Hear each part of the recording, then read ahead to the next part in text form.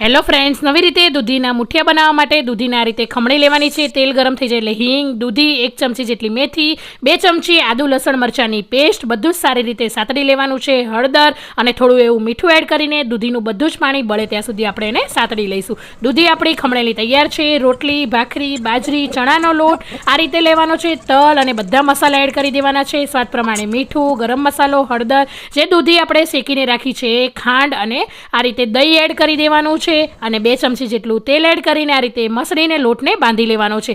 આ રીતે લોટ બાંધશો તો એકદમ મુઠિયા જે છે પોચા બનશે, જાળીદાર બનશે અને ખૂબ જ ટેસ્ટી બનશે. હવે સ્ટીમરની અંદર આ રીતે મુઠિયાનો શેપ આપીને સ્ટીમ થવા માટે મૂકી દેવાના છે.